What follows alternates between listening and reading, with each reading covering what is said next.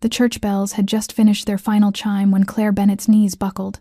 One moment she was standing at the altar in her grandmother's restored lace gown, her hand trembling in Tyler Harrington's cold grip as the minister droned through the vows. The next, the white marble floor was rushing up to meet her, and the last thing she heard before everything went black was her fiancé's irritated sigh. Jesus Christ, Claire, not now. When she opened her eyes, she wasn't looking up at Tyler's perfectly chiseled face or her mother's concerned frown. Instead, she found herself staring into eyes so dark they were nearly black, set in a face that belonged on ancient Roman coins, sharp, unforgiving, beautiful in a way that made her breath catch even through the fog in her head. Don't move. The command came in a voice like smoke and whiskey. She tried to sit up anyway, and a strong hand pressed against her shoulder, keeping her down on what she now realized was a leather sofa in a room that definitely wasn't the church sanctuary. The walls were dark wood paneling, the furniture expensive but masculine. A crystal decanter of amber liquid sat on the desk. Where? The rector's private office. You went down hard enough that I thought you'd cracked your skull. The man shifted, and she caught sight of a suit that probably cost more than her car. I'm Graham Walker. I caught you before you hit the ground. Claire's hand flew to her face, panic shooting through her chest. My makeup, smeared to hell when you collapsed. Something flickered in those dark eyes. I cleaned it off. You were burning up, and I needed to see if you were injured. The room tilted again. And this time it had nothing to do with whatever had made her faint. Her foundation, her carefully applied concealer, the thick layer of powder she'd spent 40 minutes perfecting this morning. You had no right. She tried to push herself up, but her arms felt like water. I had every right. You collapsed at your own wedding. He leaned back, and for the first time, she saw the small white hand towel on the side table. It was covered in beige makeup and something else. Something that made her stomach twist. The better question is what he did to put those bruises on your face.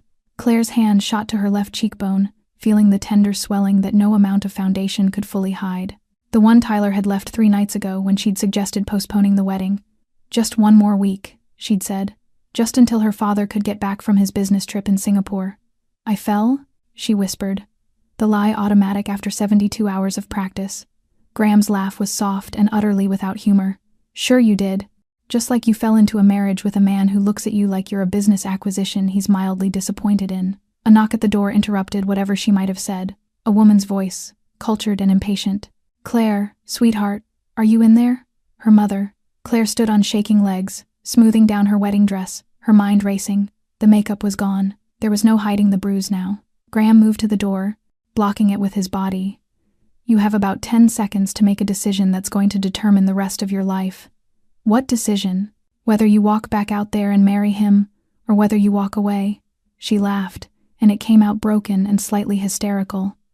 Walk away to what? My father will lose everything. My mother will never forgive me. The Harringtons will destroy us in court. Or, Graham interrupted, his voice cutting through her spiral like a blade. You let me handle the Harringtons, and you start living a life where you don't have to cover bruises with foundation. Claire, her mother knocked again. Harder this time. Open this door right now.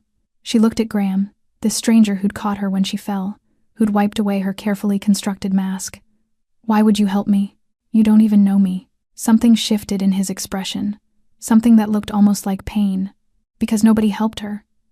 Nobody caught her before she fell, and I have to live with that every single day. Your wife? Claire whispered. My sister. His voice cracked on the word. Just barely. So, door number 1? Or door number 2? A slow smile spread across his face, and it was the most dangerous thing she'd ever seen. You trust me for the next hour, and I'll show you exactly how much power you actually have. In this moment, when the story of Claire and Graham begins to reveal its first fractures of truth, and the faint shimmer of hope rising through the darkness. If you are listening and can feel every trembling beat, every drop of courage the characters are forced to summon, please subscribe to our channel. Like and share so you can walk with us through many more journeys filled with quiet, powerful emotion each day. Let us know where you are watching from, in what corner of the world this story is reaching you, and leave a comment below so we can feel how this story has touched you, how far it has traveled, and so we may remember that behind every screen there is a heart quietly listening. The moment the door swung open, Claire's mother and 2 church staff members rushed in, their faces tight with alarm, their voices tumbling over one another as they asked if she was all right, and why she had vanished in the middle of her own wedding. Yet none of them seemed to notice the panic blooming steadily in her eyes. Graham was still there, a tall shadow in the wood-paneled room, calm to the point of danger. He answered on her behalf in a voice so steady it felt cold, saying that Claire needed a few minutes to rest. Even without permission from anyone, her mother was forced to step back when Graham quietly but firmly positioned himself between them, separating them from Claire, as if he had every right to do so. When the door closed again and the rare silence returned, Claire sank onto the edge of the sofa, her hands cradling her throbbing head, while Graham settled beside her, keeping a respectful distance that was close enough to offer presence but far enough not to intimidate. He poured water into a small glass and placed it gently in her hand, his voice lowered and softened as if he feared startling her further. "Drink. You are dehydrated and under too much strain." She took a small sip, her throat dry and gritty as if filled with sand. "Why did you do that?" Claire asked, still staring into the empty space ahead of her as though she could not bring herself to meet the gaze of the man who had just shaken her entire world. "Do what?" Graham replied, his face composed, though a flicker of alertness stirred when she slowly turned toward him. "Shield me. Speak for me. Notice what my own family refuses to see." Claire's fingers trembled slightly as they rose in an unconscious motion to touch the bruise on her cheek, now exposed with no powder to hide it, as if she herself could not believe that her most fragile secret had been stripped bare. Graham's gaze followed the movement and his eyes darkened, unable this time to mask the anger pulsing beneath his controlled exterior. "Because no one else will look," he said, his tone low and resolute. "Because you might spend your entire life hiding it unless someone tells you it is not normal." Claire let out a brittle laugh, the sound sharp and laced with bitterness. "Not normal," she whispered, her eyes glistening. "In my family, everything must be perfect even when it is falling apart. Tyler is only one piece of the shame I have been told to cover because everyone believes sacrifice is what I owe." Graham leaned forward slightly, resting his elbows on his knees, his voice slow yet weighted with truth. "You collapsed during your wedding ceremony. If that is not enough for the people around you to see how frightened you are, nothing will ever wake them." Emotion tightened in Claire's throat. He was right, but it felt unbearably cruel that the truth she needed came from a stranger rather than from the people who claimed to love her. "I tried not to fall," she whispered, as if confessing something sacred. "I practiced breathing, practiced smiling, practiced looking him in the eye without trembling. But when the minister said the words in sickness and in health, all I could think about was my father lying alone in Singapore and Tyler refusing to delay the wedding because it affected the deal with my family, and then everything went dark." Graham drew a long breath, as if restraining something fierce inside him. "You have been through far too much." Claire shook her head. "No, it was only 3 terrible days. I spilled wine on Tyler's suit while we argued about postponing the wedding and he lost his temper. He did not mean to." "Do not say he did not mean it," Graham cut in, his voice not loud but sharp enough to slice through the air. "He hit you. That is not your fault." Claire froze, as though no one had ever spoken those words to her before. Graham's hand, though strong, trembled slightly as he lifted it and touched lightly near the edge of the bruise, not touching the injured skin itself, only the unhurt border, as if he feared causing her pain. "Claire, no one has the right to do this to you. No one."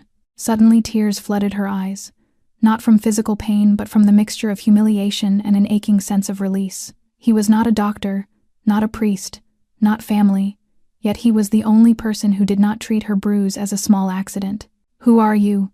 Claire asked, her voice breaking as she looked straight into his eyes. "You are not from either family. You are not a close guest. You have no reason to involve yourself. Why are you doing this?" Graham looked at her for a long moment, long enough for her to feel as though he was seeing past her skin and bone into the fear she had not admitted even to herself. "Because I saw this too late once," he said quietly, "and I swore I would never stand by in silence again." She swallowed hard, her heartbeat so loud she could hear it pounding in her ears. "The person you could not save," Claire whispered, barely audible. "Was that my sister?" Graham breathed, his voice cracking, a rare fissure in a man who seemed unshakable. "And I was not there when she needed me the most. So I will not let another woman sit in the dark believing she deserves to be hurt." Claire pressed her hand against her chest where her heart clenched, not from fear but from a deep well of empathy she did not know she still possessed. "You are helping me," she whispered. "Not because you think I am weak. Right. No." Graham shook his head slowly, his gaze softening. "I am helping you because you have carried this alone for far too long." And in that instant, Claire realized that perhaps her life had not ended when she collapsed at the altar.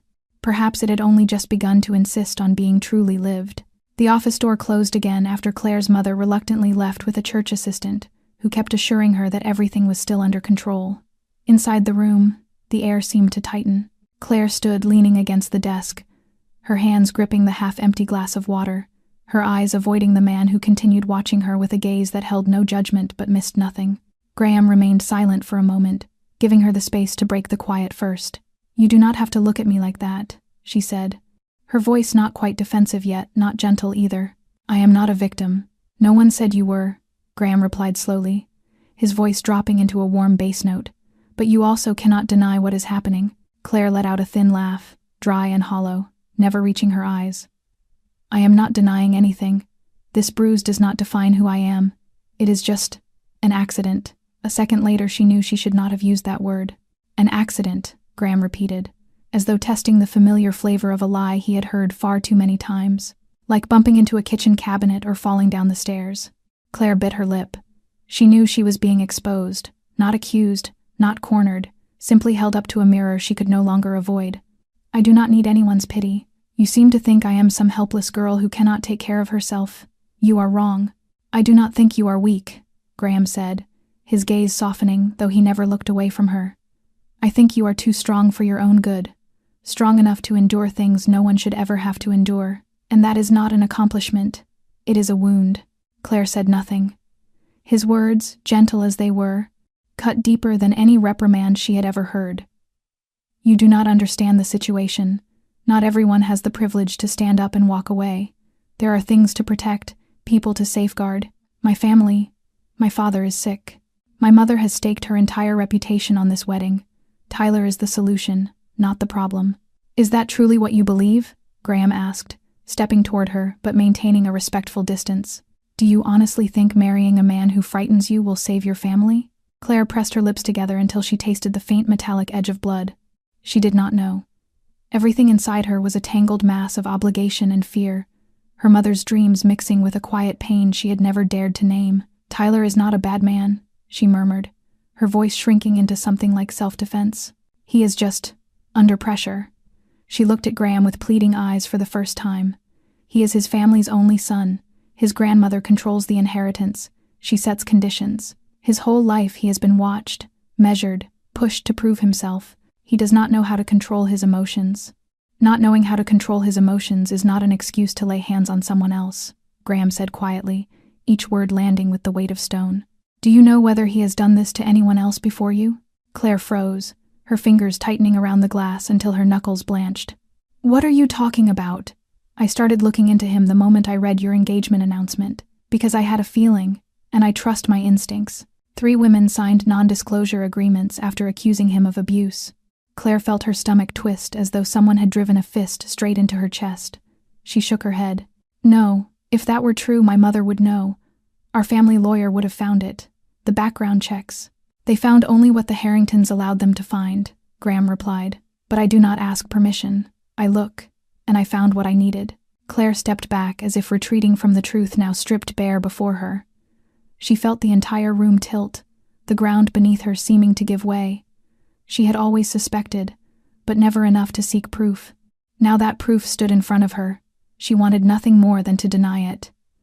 "I do not know what to do," she whispered. Graham watched her, his expression softening for the first time into something almost tender. "You do not have to know everything right now. You only have to admit one thing. He does not love you. And you do not need to sacrifice your entire life to protect someone who does not deserve it." Claire remained silent, but in her tear-rimmed eyes a small, fragile shard of doubt slowly gave way to truth. Not Graham's truth, but the truth she had always known, just never been brave enough to face. Claire remained standing there, frozen, as though if she dared to move even an inch, everything Graham had just said would turn irrevocably into truth, and the world she had built along with the mask she had held in place for so many years would shatter. Graham said nothing more, giving her room to breathe, room to wrestle with herself without pressure. At last, Claire spoke, her voice hoarse and thin as a thread.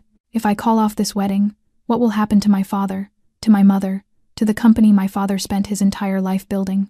Graham did not answer immediately. He walked to the desk and refilled her glass as if the simple act might steady the floor that had begun to tilt beneath her. "I do not have answers for everything, Claire. I am not a miracle, but I can help you.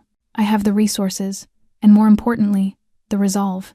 But you have to choose. Do you want to keep living the life someone else designed for you? Or do you want to take it back? Claire tightened her grip on the glass, staring down at the gleaming wooden floor. I do not know where to begin.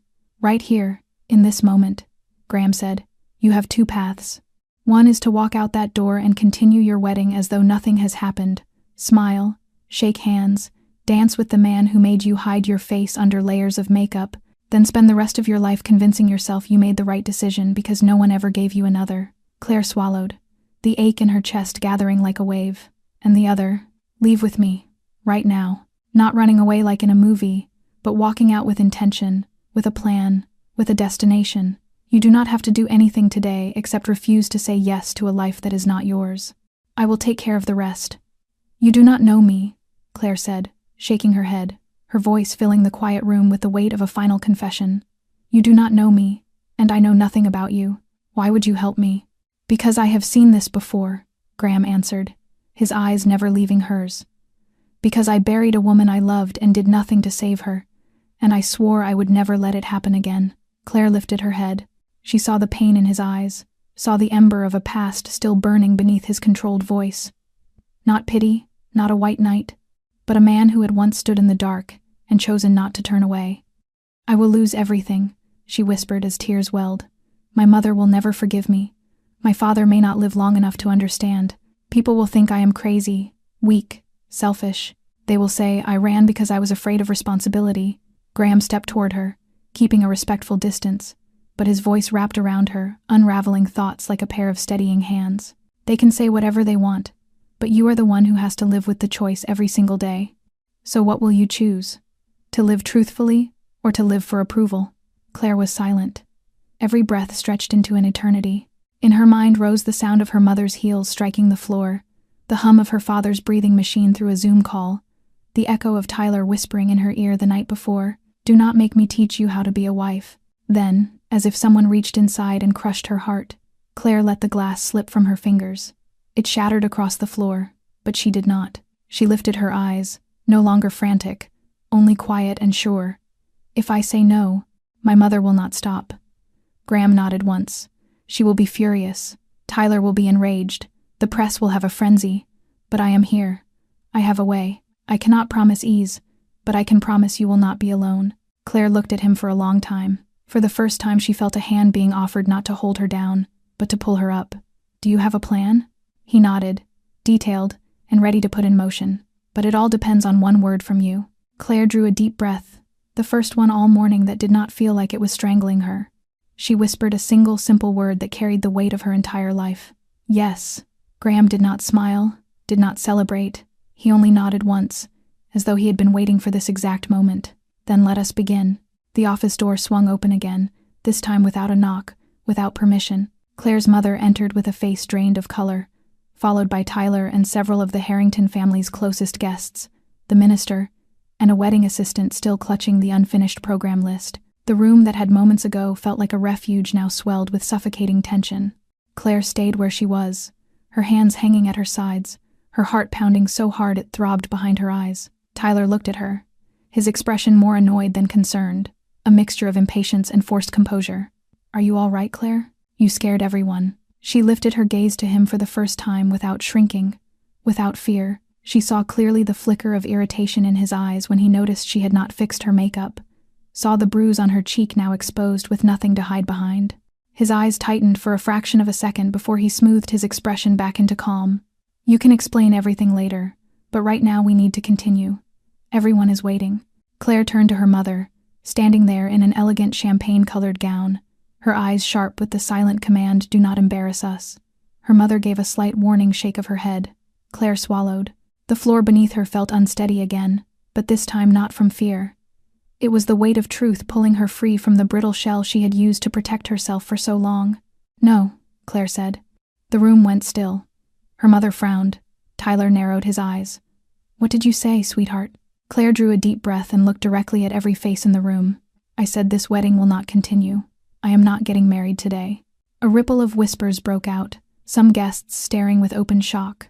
Her mother stepped forward and grabbed her hand tightly, as if she could force the words back into her daughter's throat. "Claire, you are overwhelmed. You are emotional. Do you even know what you are saying? Claire pulled her hand free, slowly but firmly. I know exactly what I am saying, and I have known this for a very long time. Today, I finally have the courage to say it. Tyler stepped back, his face paling before flushing red with anger. Are you insane? We have 200 guests, a $15,000 reception, contracts, company image, media coverage. From behind Claire, Graham stepped forward, his voice calm yet unyielding.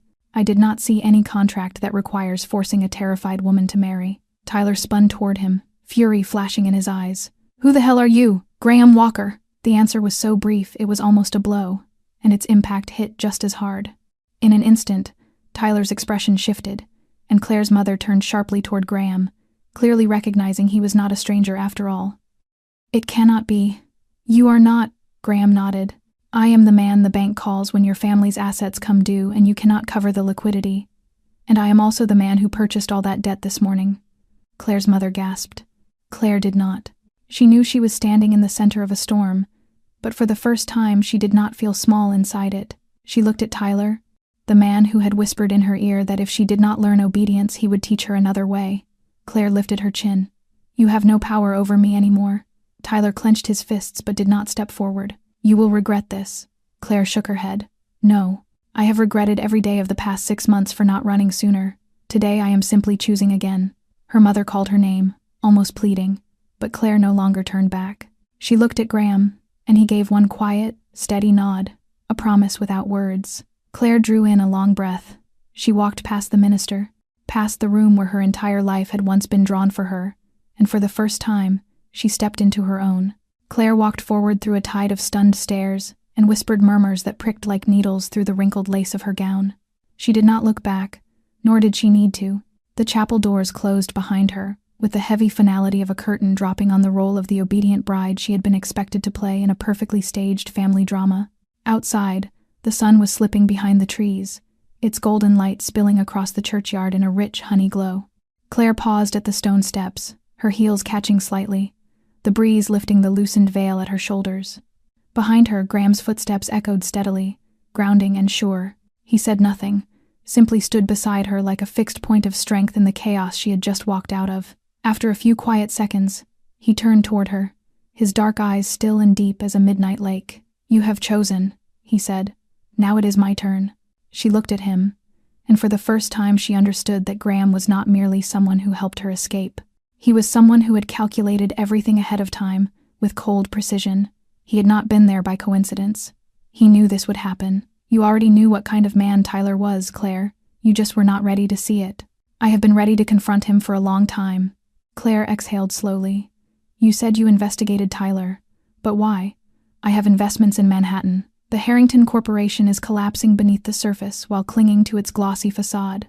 Tyler's father mortgaged assets to maintain appearances, and Tyler promised your engagement to pressure your family into agreeing to a tech partnership. If you married him, your father's company would have become their only lifeline. Claire felt a cold shiver through her whole body. So it was all just a transaction. My life was a bargaining chip. Graham turned fully toward her. Not to me. To me, you are the first person in a very long time who had the courage to say no, to walk away instead of surrendering. I only made sure you had a real choice. And Tyler? Claire asked, a sharp light flickering in her eyes that she did not even recognize. He will not let this go. Graham gave a faint smile, not a warm one but the kind worn by a man who knows he holds the winning hand. He has no choice. This morning I bought every outstanding loan tied to the Harrington Company, including the debts waiting to mature. I also hold a minority stake in his family's trust. If he makes trouble, I can call in the loans, seize assets, and release the falsified financial documents they submitted to qualify for preferred lending. Claire stared at him, almost unable to process what she was hearing. Who are you really? Graham Walker, the man the Harringtons fear enough to keep quiet, and the only one who refuses their invitations to lavish cocktail parties. I do not play by their rules. I write my own. Claire looked at him, uncertain whether she should feel grateful, intimidated, or simply overwhelmed. It was clear now that Graham was not just a kind man stepping in during a moment of crisis. He was a force, a moving piece on a chessboard, and today he had brought Tyler to his knees in front of 200 guests, in front of the media, in front of their families. But he had also placed something in Claire's hands that she had never imagined she might hold. Choice. While she was still absorbing the enormity of it, Graham pulled out his phone and called a member of his staff. His voice lowered, sharp and commanding, the voice of a man used to issuing orders that were obeyed without hesitation. Prepare the seizure paperwork, send me the draft press release for approval, and terminate all contracts connected to the Harringtons. No, do not bother with maintaining appearances. Everything ends this afternoon. He ended the call, slipped the phone back into his pocket, and turned to her again. No longer the ruthless businessman, but a gentle man stepping back to see where she wanted to go next. You owe me nothing, Claire. I did not do this to earn your gratitude. I did it because you deserve more than what they offered you. Claire felt her throat tighten. For years she had heard promises, agreements, contracts wrapped in conditions. This was the first time someone had handed her a choice with no strings attached. She clasped her hands together and looked up at him. You saved me from hell. Graham shook his head. No. You walked out on your own.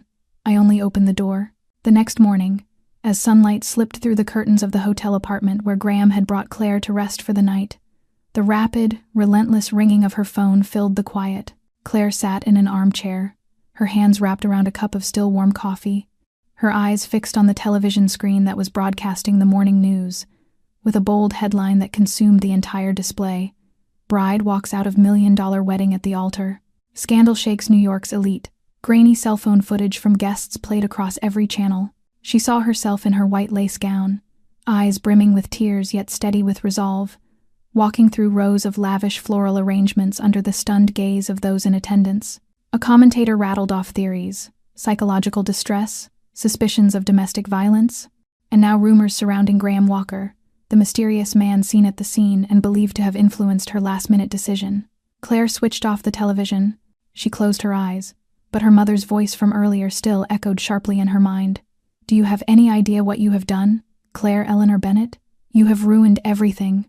Not just a wedding. You destroyed our reputation, a strategic partnership, the trust the entire community has placed in our family. Her mother had cried, but they were not the tears of a mother grieving for a hurt daughter. They were the tears of a woman watching the flawless image she had spent decades constructing crumble under the lens of the media. Her mother had not asked why Claire ran. She had only asked who was behind it. Graham Walker? Who is that man to hold such power over you? I refuse to believe someone who appeared out of thin air could make you destroy everything. Is he trying to divide this family and steal our assets? Claire had stayed silent. Every attempt to defend herself only seemed to push her mother deeper into a sense of betrayal. Her father, still hospitalized in Singapore, had sent a frail message through a nurse. He only needed to know Claire was safe. No accusations, no pressure. Just one simple sentence that broke her into tears for an entire hour. The phone kept vibrating, this time with calls from journalists, acquaintances, former classmates, even small investors who had been invited to the wedding. A few sent messages of support, saying they admired her courage, but most did not. They wanted secrets. They wanted the story. They wanted blood. Graham walked into the room and handed her a stack of documents. He spoke gently, careful not to break the fragile quiet she was clinging to. These are the press statements I prepared, all reviewed by the legal team. If you want, we can sue the media for invasion of privacy. She looked at him, her eyes sunken from a sleepless night. They are not going to stop. Graham nodded. They will not. But we do not have to hide. Claire opened the folder and saw copies of the photographs documenting the bruises on her body, the ones Graham had insisted be preserved as legal evidence. There were also the names of the 3 women who had signed non-disclosure agreements after accusing Tyler of abuse, all verified by a private investigator. She exhaled shakily. The truth was all there now, but what weighed heaviest on her chest was the fracture spreading through her own family. Her mother had called her selfish. Her cousin had publicly stated he would not engage in business with anyone who brought shame to the family. Her beloved aunt had sent a quiet message. I am proud of you, but I cannot defend you openly. Claire felt as if she were standing between 2 worlds. One was a decaying empire collapsing under its own polish. The other was a dark, uncertain road that somehow felt more real than anything she had ever known. She placed the folder on the table and lifted her head to look at Graham, her voice rough but steady. There is no path back anymore, is there? Graham answered with a warm, even calm. You could go back any time you want, but it would no longer be home. Claire nodded. The pain was tearing through her, but beneath it pulsed something unfamiliar. Perhaps it was freedom, perhaps rebirth. She did not yet know what to call it. But for the first time in her life, she did not feel like she was playing a role. She felt alive, and that alone was worth letting everything fall apart. 1 week after the media finally stopped chasing her every step, Claire appeared somewhere no one could have predicted, a small lakeside town in northern Vermont, the one place on the map where reporters had not yet descended and where people still believed that a stranger might simply be someone looking for a quiet place to breathe. Graham had brought her there in silence, without fanfare, without bodyguards. They traveled in an old pickup truck he had borrowed from a friend, carrying only 2 suitcases, one for her and one holding camera equipment he said they would need soon. The wooden house he brought her to sat nestled among maple trees at the end of their season, gold leaves scattered across the porch roof and the wind whispering through the branches like the long exhale of the earth itself. Claire stepped inside without asking anything. She knew this was his gift to her. Not to keep her, but to give her the space to begin again. She stayed inside for the first 2 days, never crossing the doorway. She slept often, yet the nightmares clung to her like a shadow. In them, Tyler still whispered cold accusations into her ear, while her mother stood at a distance with her hand raised as if calling her back. Yet her face was turned away, refusing to look at her even once. Graham did not force her out of bed and did not speak much. He simply left breakfast outside her door each morning, a different dish every day, sometimes pastries, sometimes soft-boiled eggs with golden centers, the kind she once said she loved.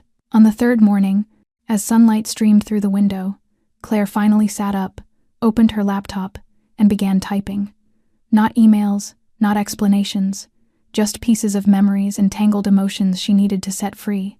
Graham saw her through the slightly open door but said nothing. He went back to the small outbuilding behind the house where he had been assembling a little wooden studio so she could return to the photography passion she once pursued in college before being pulled into a world of cocktail parties and dull corporate meetings. On the 5th day, he brought her a camera. Not a modern digital one, but an old film camera, the black and silver paint worn down, the lens still sharp as his gaze. She accepted it without asking its value and only asked why he chose film instead of digital. Because with film, you cannot erase the past. You can only learn to choose a better frame next time. The answer left her quiet for a long moment. That night she dreamed of herself pressing the shutter deep in a forest of red leaves, the click of the camera steady as a heartbeat. When she awoke, she decided to go outside for the first time. She dressed in a turtleneck sweater and a long wool coat, her hair loosely pinned up, her face bare. The faint trace of her fading bruise was still there, but she no longer tried to hide it. She walked along the lake, the camera hanging from her neck, each step shedding an old layer of herself. She photographed the almost bare branches, an elderly couple fishing together, the small wooden bridge stretched across the water where the last light of day shimmered like gold leaf. With every press of the shutter, she felt as though she were reclaiming pieces of who she once was. When she returned home, she found Graham toasting bread on the porch, the scent of warm butter drifting through the air. She sat beside him in silence and handed him the freshly developed film strip. He looked through each frame without comment. "Finally," he said, "you still have the eyes of a storyteller." Claire smiled, a real smile for the first time in weeks. "I am not done telling," she said. "I am only just beginning to find my voice again." Graham nodded. "And when you are ready, the whole world will have to listen." Claire looked out toward the trees where the sunset spilled across the branches in uneven strokes, like unfinished paint on a canvas. She did not know how long she would stay here. She did not know whether she would ever return to the city or build a new life in this place. But she knew one thing, that for the first time in her life she was living, not merely existing. And for the first time, she was the one holding the camera, no longer the one being seen. The October wind carried the first chill of the season through the slightly opened wooden window, scattering the photographs Claire had been sorting across the table, and she bent down to gather them, smiling when she saw one that captured Graham leaning against the railing of the cabin porch, holding a cup of coffee, sunlight striking one side of his face and revealing the faint scar on his chin that only showed when one looked very closely. She did not remember exactly when she had taken that picture, only that something in that quiet moment had made her want to keep it, as if she were preserving something private for herself. Claire grew increasingly at ease in her new life. She began waking early to jog around the lake, joined a small pottery class in town, and even accepted photography requests from a few of the families living nearby. She no longer hid from cameras because here, no one asked for explanations. They simply called her the woman from New York who had come to find herself again, and that was enough. Yet one thing remained a constant, lingering presence in her mind: Graham. He was still there every day, fixing the porch roof, running errands, cooking meals, sometimes walking with her through the woods, always close enough to be steady, but never close enough to cross a line. Claire found herself increasingly unsettled by his presence. Each time he brushed her hand while passing her a glass of water, she felt a jolt of electricity, and each time he gave a quiet laugh when she grumbled about a blurry photo. She had to hide the warm ache rising inside her. One late afternoon, as the sun tilted westward, Claire sat on the porch, turning a glass of apple wine between her fingers, while Graham sat opposite her, gazing out over the lake. They were silent as they often were, but today that silence felt heavier. Claire set her glass down and asked softly if he had ever been in love. Graham frowned. Not at the question itself, but at the way she asked it, as though she were testing her own feelings through his reaction. He answered that he had, once, very deeply, and a very long time ago. She asked if the woman had died, and Graham simply nodded. Accident, he said. I lost both of them at the same time, her and the child who never got to be born. Claire felt her chest tighten painfully. She had not imagined, not for a moment, a grief so profound, nor could she understand how a man carrying such loss could still be gentle enough to care for someone else the way he cared for her. He said nothing more, only rose to his feet, wished her good night, and walked inside. Claire stayed there for a long time, listening to the wind moving through the trees and to the faint stirring in her heart that felt frighteningly close to yearning. But she did not dare move closer, and he did not either. The next day, they went into town to buy supplies. An elderly bakery owner, half teasing, half serious, asked Graham if his daughter was already close to graduating, which made Claire burst into sudden laughter. Graham looked embarrassed and glanced at her before quietly saying, "Not my daughter, my friend." The answer made Claire's heart sink, even though she had no reason for it to do so. He was not wrong. She was only a friend, someone he was helping. But why did that truth sting so deeply? That night, while she was developing photographs in the tiny darkroom Graham had built for her, he stood at the doorway and asked if she might want to attend an art fair in the neighboring town, saying they were looking for a photographer. Claire turned, the red light from the darkroom lamp casting a warm glow across her face and revealing the hesitation in her eyes. She nodded. Yes, she wanted to go, and she wanted him to go with her. Graham nodded once and left without another word. Claire remained standing there, surrounded by the faint chemical scent and the slow emergence of images on glossy paper. One photograph among them was of Graham. He was smiling, not his restrained, polite smile, but a true, warm moment captured as though he had forgotten the weight he carried. She touched the photo lightly, knowing she was falling in love with him, and knowing just as clearly that he was not yet ready to be loved again. The first winter rain fell over the town like a heavy curtain, casting the forest surrounding the wooden cabin into an eerie, muted stillness. Claire stood by the window with both hands wrapped around a cup of hot tea, her eyes following the streaks of water sliding down the glass. For 3 days, Graham had seemed to avoid her, not disappearing entirely, but present just enough for her to notice the shift. He no longer sat with her at breakfast, no longer walked the lake with her in the afternoons, and their conversations had shrunk into short, polite exchanges so unfamiliar they felt like distance made visible. Claire was not someone lacking sensitivity. She felt the tension threaded through every word he spoke, every glance he avoided, as though something inside him was rising to the surface only to be forcibly held down again, and that drove her mad. She had spent her entire life running from half-hearted relationships, from people who loved her only when it suited them, from cold embraces and polite smiles. She had not come here to live like that again. That evening, while Graham was behind the house stacking wood for the outdoor fireplace, Claire slipped on a coat and stepped out, her bare feet touching the cold wooden floorboards. He turned when he heard the door open, surprise flickering across his face before he settled into his usual calm. "You should not be outside in this cold," he said. Claire did not answer. She walked straight to him, clutching the lapels of her coat more to steady herself against anger than against the chill. "Why have you never kissed me?" Graham froze.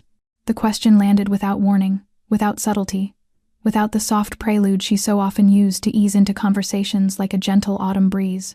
It sliced clean through every wall he had carefully built. Claire did not look away. "I know you care about me. I am not stupid. I see it in your eyes, in the way you touch my hand when you pass me a glass of water, in the glances you think I do not notice. So why?" He said nothing for a long moment, rain tapping against the roof and wind whistling through the wooden slats like a soundtrack for the silent battle unfolding between them. At last he spoke, his voice lower and heavier than usual.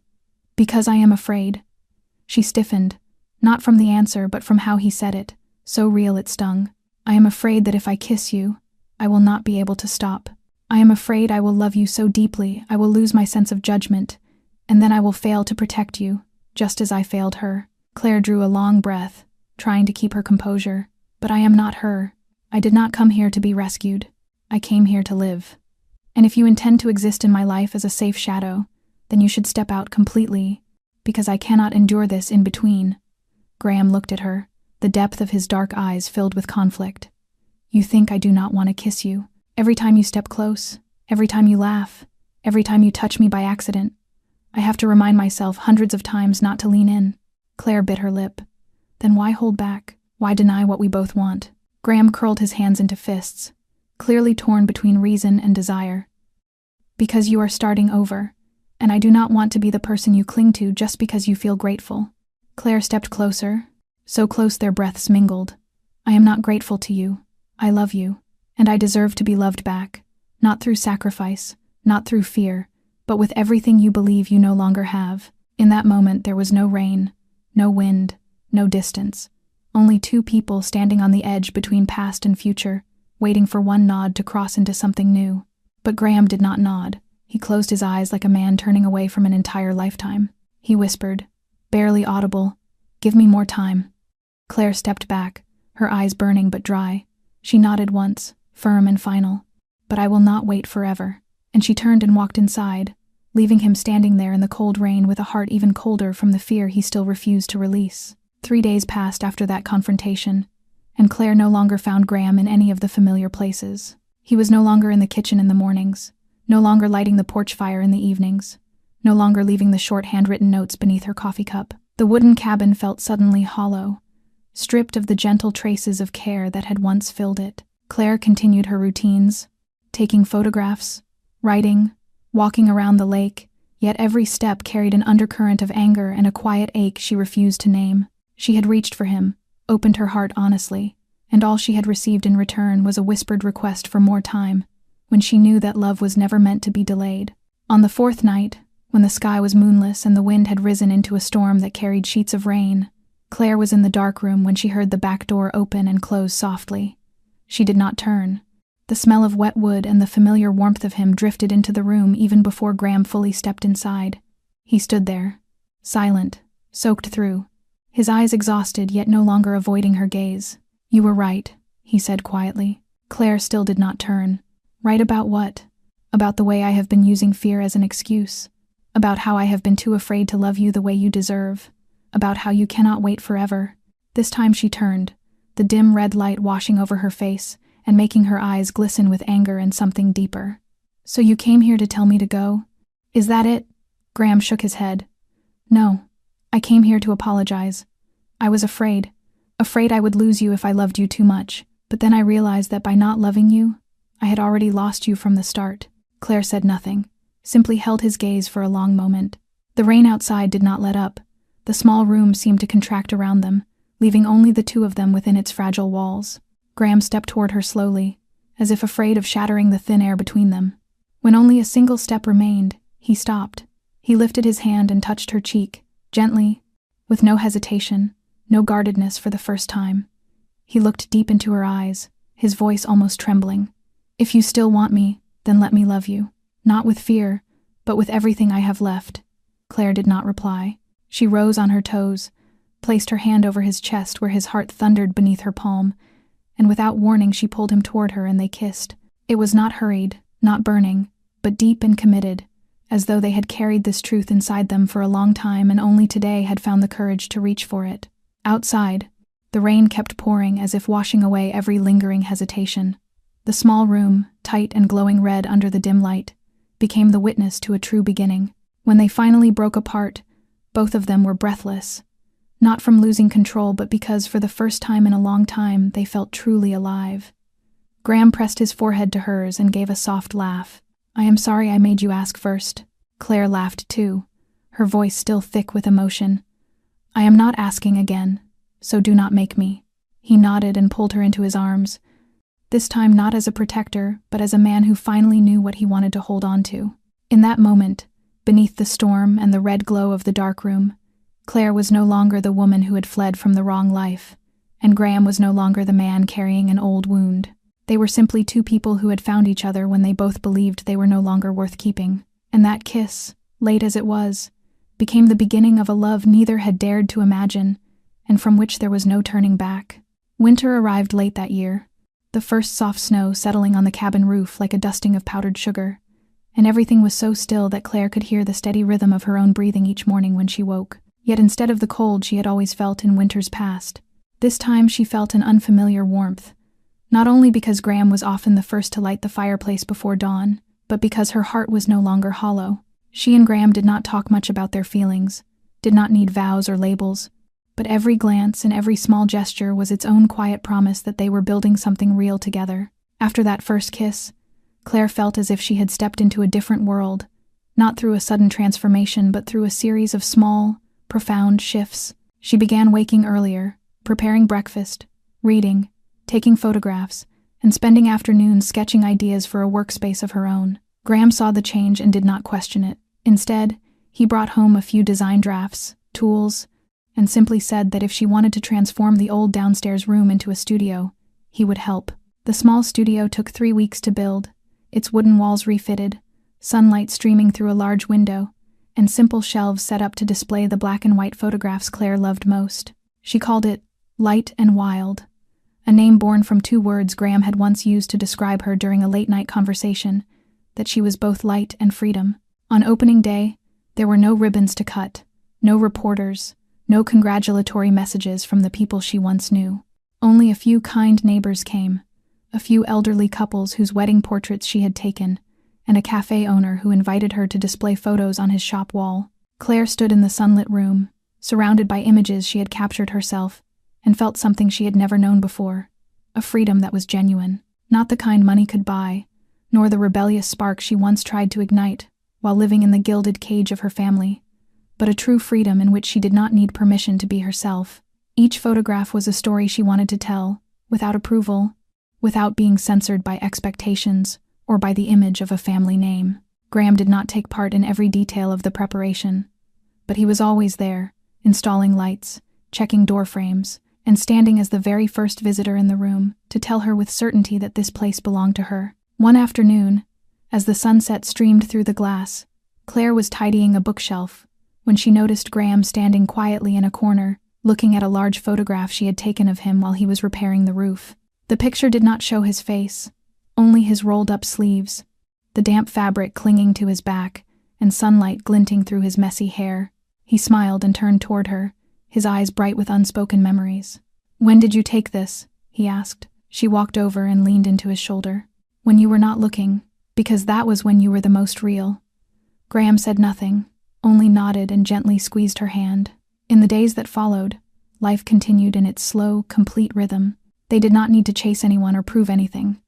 Claire took photographs, Graham managed his business from afar, and every evening they shared dinner under the warm, yellow light of the wooden kitchen, sometimes just simple pasta and a few glasses of wine, but always a meal worth remembering. Claire knew she was not fully healed. The old wounds still surfaced, sometimes in dreams, sometimes when she caught her own reflection, but now she had space to mend, someone beside her who did not demand she be strong but somehow made her want to be stronger, and she had a life in which each day was a beginning, not the continuation of an old tragedy. That day began like any other ordinary morning, with sunlight filtering through the branches above the front porch and the soft hiss of the kettle warming on the stove. Claire woke later than usual, her body still buoyant from the night before when she and Graham had stayed up nearly until midnight, choosing which photographs would be displayed at her first small exhibition in the neighboring town's gallery. Graham had quietly printed each image, adjusting the borders with meticulous care, while she arranged them as if it were the most important debut of her life. She still could not believe how far she had come since the day she collapsed at the altar, but perhaps this journey had never been only hers alone. Claire walked downstairs and found the kitchen empty. Only a small note lay on the table in his familiar handwriting, telling her to meet him at the lake and to dress warmly, with a small heart beneath it as he sometimes drew whenever he wanted her to smile. She looked outside and saw the old pickup truck was gone. The air was crisp, but not bitter, so she layered on a sweater, wrapped a scarf around her neck, and followed the dirt path that led to the lake. The winter trees had shed most of their leaves, revealing a deep blue sky behind their bare branches. As she neared the shoreline where they often sat to fish or watch the evening light shimmer across the water, she stopped short. Graham stood waiting on the grass near the water's edge, but the scene around him was entirely transformed. Small strings of lights were draped between two tall trees, glowing warmly even in daylight. A thick blanket had been spread across the ground, and atop it sat a picnic basket with 2 glasses of wine, a few of her favorite pastries, and a camera placed right in the center, the same vintage film camera she loved to use. Claire walked toward him slowly, each step carrying a heartbeat louder than the last. She had lived here long enough to know that when Graham truly wanted to hide something, she could never predict what was coming. He smiled and reached out his hand. "You made it." He helped her settle onto the blanket, poured the wine, and for a few minutes said nothing at all. Only the soft wind, the gentle ripple of water, and a peaceful quiet wrapped around them. When Claire was about to ask if they were celebrating something special, Graham finally spoke. "Do you remember the first time you asked why I had never kissed you?" She laughed softly. "I remember. It was not pleasant at all." He nodded. "But if you had not asked that night, I might still be running. You did not just save me from old grief, Claire. You helped me see myself again." He opened the picnic basket and took out a small velvet box she did not recognize at first because it was tucked between rolls of old film. When he opened it, a simple, elegant ring rested inside. A small stone framed in a thin platinum band, not dazzling but catching the light the way her eyes did whenever she looked at him. Claire held her breath. Graham looked straight into her eyes, his voice roughened with emotion.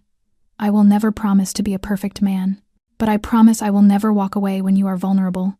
I will stand with you when you are strong, when you are unsure, when you are angry, when you are silent. I want to share every morning and every night, every dream and every worry. Please, let me be your family. Please, marry me." For a few seconds, the world seemed to fall completely silent.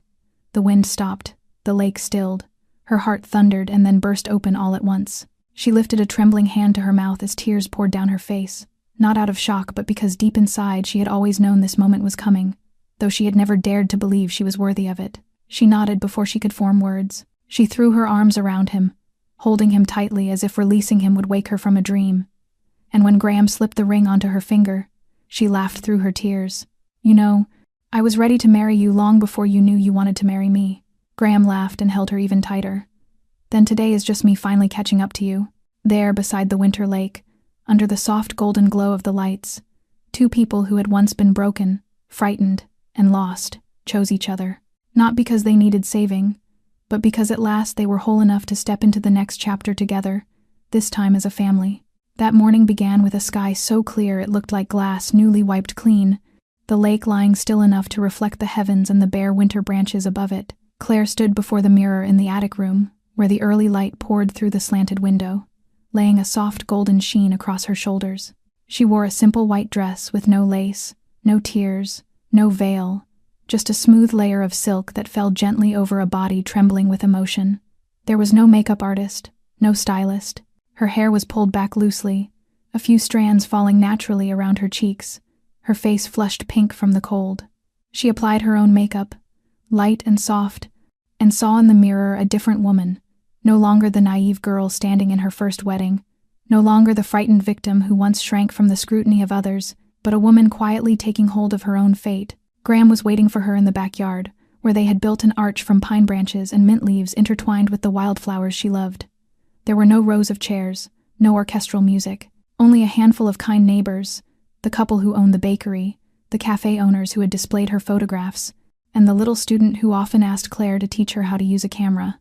They stood in a loose circle around the yard, bundled in thick coats, holding cups of hot cocoa, all of them smiling as Claire stepped out holding a bouquet of wildflowers tied with a strip of rustic linen. Graham was not wearing a suit. He wore a simple white shirt, dark trousers, and a heavy wool sweater. But the way he looked at her in that moment was the most beautiful thing she had ever witnessed. It was not the gaze of a man seeing a beautiful bride, but the gaze of a man who had seen every scar inside her and chose to love her fully still. The ceremony lasted barely 10 minutes, led by the elderly woman who ran the town library, who happened to have a marriage officiant license she had earned many years ago. Her words were simple, free of poetry or pretense. She said that marriage was not a destination but a journey, one where 2 people would walk side by side, sometimes slowly, sometimes quickly, but always facing the same direction. When it came time for vows, Graham held Claire's hands. his voice steady as he promised not to try to make her happy, but to walk with her as she sought her own happiness. Promised he would not be perfect but would always be honest. Promised he would love her not because she needed love but because he could not help loving her. Claire's hands trembled in his, and she breathed deeply before speaking. She promised not that she would always be strong, but that she would not hide her moments of weakness. Not that she would never falter, but that she would always return, because he was home, and she chose him today, tomorrow, and all the days to come. They exchanged rings, a pair of thin silver bands crafted by a local artisan. There were no diamonds, no engraved names, just a tiny dot etched on the inside of each band like a secret symbol meant only for the two of them. When they kissed, there were no fireworks and no thunderous applause, only a warm ripple of clapping from the small circle of witnesses and the soft cheer of wind moving through the old pines. After the ceremony, they sat together eating warm apple pie and vegetable soup in the small kitchen, while gentle jazz hummed in the background. Claire slipped off her shoes, curled her legs onto the chair, and rested her head on Graham's shoulder, her eyes half closed, her smile lingering. She knew life after this day would still hold highs and lows, that old ghosts might return, but she was no longer afraid, because this time she had been the one to step out of the nightmare, the one to choose love and to be loved the right way. And this time, the wedding was not a performance for anyone else. It was a true beginning, a new chapter she had written with her own hands and with a heart that had been mended, yet remained whole.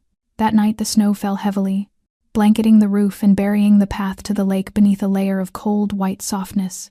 And inside the warm wooden cabin, Claire and Graham had just finished clearing the last of the dishes from their late dinner. They were both tired after a long day at the studio, yet still spoke to each other in quiet, easy tones, the kind of soft joy that lingers long after the meal is done. Claire curled up in the armchair wrapped in a wool blanket while Graham added more logs to the fire, the crackle of flames blending with the wind crying against the window, and she felt a lightness in her chest she had not known in years. She had thought that after everything, peace might finally be hers. But only a few hours later that peace shattered. Near midnight, Claire awoke to a strange sound. At first she thought some animal had struck the roof, but then she heard it clearly, the back door nudging open, the hinges whining, the sound of heavy footsteps moving across the wooden floor. She glanced beside her, but Graham was not there. Her heart hammering, she slipped quietly from the bed, her bare feet trembling from cold and fear, and crept toward the door leading to the kitchen. Through the narrow opening she saw the faint glow of the fireplace and the silhouette of a man rummaging near the counter. Shock froze her where she stood, her fingers gripping the doorknob until they whitened. The man turned when the floor creaked beneath her weight, and his face came into view, eyes sharp and glinting with malice, a crooked half-smile curling at his lips. Tyler. In an instant, every horrible memory surged back like a wave breaking violently against shore. Claire stood rooted in place, her throat tightening so she could not scream.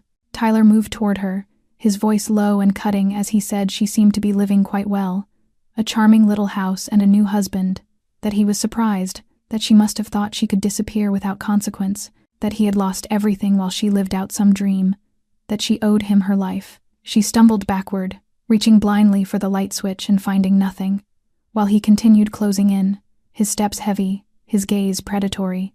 And then, when he was only a few steps away, a sudden crash erupted behind him. Graham.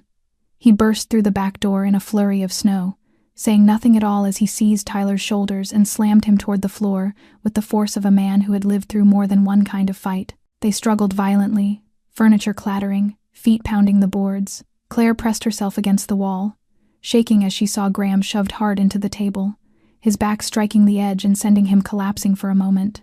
Tyler drew a small knife from inside his coat, the steel glinting in the firelight, and when Claire saw blood seeping through Graham's sleeve, something inside her cracked open. Without thinking, she grabbed a ceramic lamp from the nearest table, ran forward, and swung it hard into Tyler's back. He staggered, turned, and she struck again, and again, until he fell face down onto the wooden floor, the knife skidding from his hand.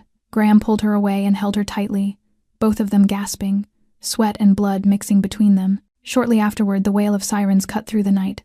A neighbor, hearing the commotion, had called for help, and the police quickly subdued Tyler, who was still dazed.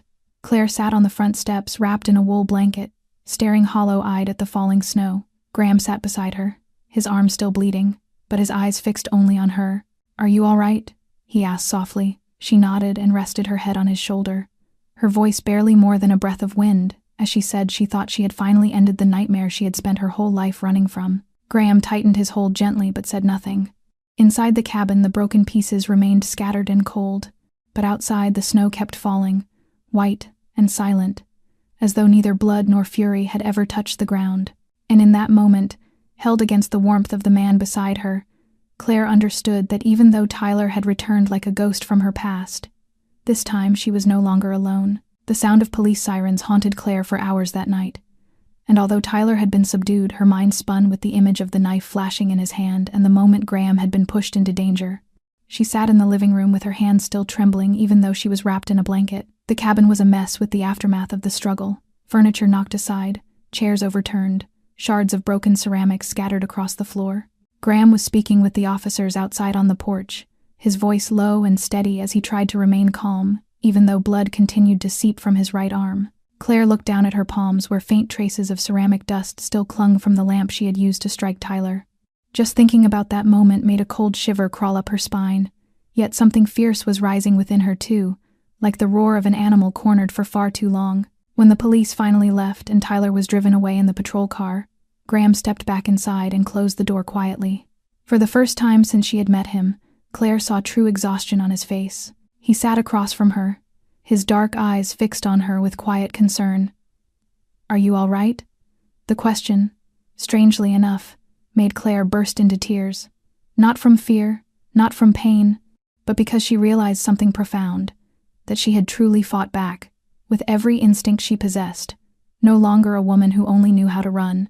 Graham wrapped his arms around her, gently but firmly, yet Claire pulled back suddenly, needing to look straight into his eyes. "When you fell against the table, when I saw the blood on your shirt, I thought I was going to lose you." Graham touched her hand lightly, his voice rough. "You are not going to lose me, Claire, not ever." But she shook her head with more force. "No, this time I was not the one saved. I saved you. And not because I was afraid of Tyler. I did it because I was afraid of losing you." Graham froze for a moment as if he had not expected those words at all. He opened his mouth to respond, but before he could, the sudden crash of shattering glass erupted from the back door, making them both flinch. Claire turned instinctively, her heart pounding as if it would break out of her chest. Graham rose instantly and motioned for her to stay behind him. But Claire was no longer who she used to be. She did not freeze in terror. She did not stand paralyzed. She stepped right beside him. Heavy footsteps dragged across the wooden floor. Another man, the one who had accompanied Tyler earlier, had somehow slipped away from the police and returned for whatever unfinished business he believed he had. He stepped inside, his large frame blocking the glow of the fire, his breath thick with cigarette smoke and the sour scent of damp soil. He glanced at Claire and then at Graham, his expression dull and filled with resentment. "Tyler said you both needed a lesson. I do not leave until I finish what I came for." Claire clenched her fists and did not move back. Graham stepped in front of her protectively, but she refused to let him stand alone. The man lunged forward, forcing them both to stumble back. Graham braced to catch him, but the wound on his arm cost him his strength, and he was shoved hard into the bookshelf. Claire scanned the room with the sharpened speed of survival. When she spotted the heavy camera still lying on the nearby table, she acted without thinking. She snatched it up and hurled it straight at the man's head with every ounce of force she had. The impact rang through the room and he staggered, clutching his temple. Claire did not stop. She grabbed another object, the ceramic vase Graham had bought for her at the market, and threw it again, striking his shoulder and sending him crashing into the wall near the fireplace. Graham seized the opening, lunging forward to pin the man to the ground. Claire dropped beside them, anchoring his other arm with trembling but determined hands. He thrashed and cursed, but Graham held him firm. Claire saw the flash of police lights through the window again as the neighbors had called for backup. She barely had time to draw a shuddering breath before the front door burst open and officers rushed in, pulling them away and locking the man's wrists in cold steel cuffs. Graham collapsed onto the floor, his arms scraped red, his breath ragged, but his eyes were fixed only on Claire. She was breathless too, her hair tangled, her clothes askew, but her face held no fear, it held awakening. Graham gathered her into his arms the moment the officers led the man away. He held her tightly as if afraid letting go would make her vanish. Claire placed her hand on his cheek, her voice taut with emotion. "I did not run this time." Graham pressed his forehead to hers, his breath trembling. "And you saved me again." Claire gave a faint smile, her eyes still shimmering. "Not saved. Stood with you." It was the first time she said it without her heart quivering, and for the first time, Graham looked at her not as someone he needed to protect, but as someone who stood beside him. In the wooden cabin still littered with signs of the fight, in the freezing winter night and the fading echo of police sirens, Claire understood that this moment had transformed her completely. She was no longer a woman controlled by her past, no longer afraid of the dark, no longer bowing under the weight of old pain. She was someone who had risen, who had fought, and who had chosen to protect the man she loved with the same hands that once trembled. And from that moment on, Claire knew she would never be the same person again. The county courthouse stood on the town's main road, not large but solemn, with its tall white stone columns and heavy wooden doors, and that morning the sky hung low and gray with a cold misting rain that made the air feel raw and damp. Claire stood before the mirror in the small dressing room behind the courthouse, adjusting the collar of her coat and drawing in a long, steadying breath. Graham took her hand without speaking, his grip firm and wordless like a vow. She nodded and walked out, each step light yet unwavering. In the courtroom, Tyler was already seated, hands cuffed, his face more gaunt than when she last saw him, though his eyes still burned with a defiant disbelief that she had dared to come this far. Across the aisle, Claire's attorney and the prosecutor sorted through documents under the harsh white lights that made every detail painfully sharp. Claire took her place in the witness chair, folding her hands on her lap to keep them steady. When asked to swear her oath, she rose, her voice clear and calm, her gaze fixed on the bench before her, refusing even once to glance toward Tyler. She stated her name, Claire Walker, and said she was there to testify to the physical and emotional violence the defendant Tyler Harrington had inflicted on her during their relationship, and to recount the night of his forced entry and assault at her home on the 10th of last month. She described everything, each detail without embellishment or evasion, from the bruises she once concealed beneath wedding day makeup to the punch that nearly sent her tumbling down the stairs, from the night he returned in the freezing snow with a knife and an accomplice, to the moment she struck him with the ceramic lamp to save her husband's life. Her voice remained even, but her eyes were like blades cutting through the mask Tyler had worn for years. The defense tried to unsettle her, implying emotional instability or flawed memory, but Claire did not waver. She said she had once been knocked down in her own home and had believed silence would keep her safe, but silence only feeds an abuser, and she would not be silent any longer. Graham sat behind her through it all, never looking away. He knew she had prepared for this day with sleepless nights, tears, and relentless determination, yet he had never seen her stronger than she was in that moment. When her testimony ended, she stepped down and walked straight into his arms. They did not speak, but the embrace was a release, not only from fear but from the shadow of a past that had clung to her for so many years. Several months later, after a long and grueling legal process, Tyler was finally convicted on multiple charges, including domestic violence, unlawful entry, and aggravated assault. He would spend many years in prison. Claire did not attend the sentencing. She did not need to. For her, justice was not only in the verdict but in reclaiming her voice, stepping into the light, and refusing ever again to look back. When Tyler was escorted from the courtroom, he turned to look at her one last time, no longer with arrogance or contempt but with fear. Not fear of punishment, but fear of the woman she had become, the woman he could never again control or diminish, the woman who had stared down the darkness and walked through it on her own 2 feet. As the large courthouse doors closed behind Claire and Graham, the drizzle still fell, but she did not open an umbrella. She stepped into the rain and lifted her face to its cool touch. Graham looked at her and smiled, and she smiled back. They walked hand in hand down the wet street, unhurried, wit 10 hours, no need to hide or run, because this time, it was truly over, and ahead of them lay an entire life waiting to be lived, with no shadow left to follow. Her mother's old house sat on a quiet tree-lined street in the outskirts of Charleston, a place Claire had avoided for years, a place that once stirred a tide of conflicted emotions every time she passed through, a silent storm of wordless resentment, faint disappointment, and a lingering sadness she had never allowed herself to name. After the trial, after everything that had unfolded, she knew there was one last thing she had to face, a door still closed that she needed to learn how to open. When she knocked on the familiar wooden door, the late afternoon sun slanted across the porch, laying warm light over the chipped paint. Her mother opened it, her face older than Claire's memories, with more silver woven into her hair, deeper lines along her cheeks, and eyes that still carried that same mix of sternness and fragile uncertainty, like a wall on the verge of collapsing but forcing itself to stand. Claire stood silent for a few moments before speaking softly, asking if she could come in. and her mother stepped aside without a word. The house had barely changed, still carrying the scent of aged wood, a faint trace of Earl Grey tea, and the steady tick of the old clock in the living room.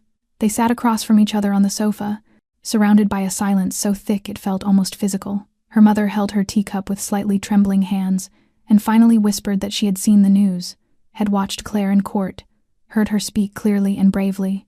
Claire met her gaze with no anger, only a weary kind of understanding. She said she had not told her everything because she was certain her mother would not believe her. Her mother looked down, sighing, admitting that it was probably true, that after Claire's father fell ill and their stability crumbled, she had been terrified, and thought that if Claire married Tyler she would at least have someone to hold on to, never seeing the control, never seeing the fear in her daughter's eyes. Claire tightened her grip around her cup and replied that she did not blame her for not seeing, only that it hurt that at the moment she needed trust the most, her mother had chosen silence.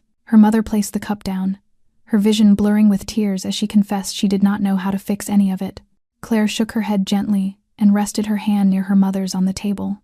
There was nothing to fix, she said, only a beginning to be made, and that her mother could start by believing her now, believing she knew what she wanted, knew how to love the right person, and knew how to stand back up after falling. Her mother finally took Claire's hand, and for the first time in years the gesture was not stiff or distant, but soft, trembling, and sincere. She apologized for not protecting her. Claire squeezed her hand, tears slipping down her cheeks without resistance, and told her she forgave her, because she had also learned how to forgive herself. They stayed like that for a long time, without speaking, sharing only the warmth of joined hands and the soft sigh of wind brushing the window pane. When Claire rose to leave, her mother walked her to the door. Before stepping out, Claire turned and smiled, telling her that she had opened a small photography class in her studio, and that if her mother wanted, someday she could come be her model. Her mother laughed, a genuine laugh that Claire had not heard in many years, agreeing only if she did not have to smile with all her teeth. Claire laughed too, feeling something lift from her chest, something old and rusted finally released. The past would always remain, with its hurts, its misunderstandings, and its long years of loneliness. But it no longer felt like a weight, only a chapter of the journey. And on that journey, Claire had learned the most precious truth. No one is born knowing how to forgive, but when we choose love over resentment, we heal not only the people who hurt us, but the wounded parts within ourselves. On a clear spring morning, sunlight filtered through the wide studio windows where Claire was guiding the very first photography class she had ever taught, standing in the middle of a bright room whose walls were filled with portraits, landscapes, and quiet, ordinary moments captured by the same hands that had once trembled in fear, hands that now held the camera with steady confidence as she taught each student how to catch the light, how to focus on emotion, and most importantly, how to tell a story through an image. When a young woman in the class asked her how to know which moment was worth preserving, Claire smiled and answered that it was the moment when the heart tightened just a little, when something simple yet utterly honest appeared before the eyes, something too precious to let slip away in silence, words that applied not only to photography but to the path of her own life. After all the turmoil, from the first painful wedding to the long journey of escape and confrontation with her past, Claire had built a new life for herself, one free of the sighs behind closed doors and the bruises hidden beneath makeup, a life where she now woke each morning beside the man she had chosen with her whole heart, not for perfection, not for pressure, but because he made her feel safe enough to be wholly herself. She lived in a small house near the lake, opened her studio on weekends to teach, and sometimes hosted modest exhibitions to raise funds for women who had survived domestic violence, and she still kept the first photograph she had ever taken of Graham in the pine forest, the look in his eyes then being the one thing that had pulled her out of the darkness. During class that day, a young boy seated in the back raised his hand and asked whether she had ever been afraid of being seen as weak, and Claire paused for a few quiet seconds before answering that she had indeed been afraid, but eventually she realized that courage was not the absence of fear but the willingness to keep going while trembling, and that each time he picked up a camera he was bravely choosing to look the world straight in the eye. That was what photography had given her, and also what life had taught her after countless moments of falling and rising again. Claire's story was not only the journey of escaping a wounded relationship, but the journey of coming home to herself, to the girl who once loved standing behind a camera, to the woman who longed to live honestly, love sincerely, and be truly free. When she looked back on the path she had walked, she held no resentment for the past, understanding that the very pain she endured had taught her how to love in a truer way, how to listen deeply, and how to cherish every second she was allowed to live as herself. Dear viewers, did this story touch your heart? Have you ever lived through moments when you wanted to give up, only to find a reason to rise again? Do you believe that in the end what matters is not how many times we fall, but whether we dare to forgive, dare to love, and dare to live once, fully, for ourselves? Please share your thoughts in the comments below, as we would be honored to read the words that come from the deepest part of your heart. If you found meaning in this story, please subscribe, like, and share this video so that more positive, humane, and heartfelt messages may reach those who need to hear them. We will continue bringing you many inspiring, emotional, and compelling stories each day. Thank you for watching, and see you in the next video. And we wish you good health, joyful days, and peace always within your soul. Goodbye, and until next time.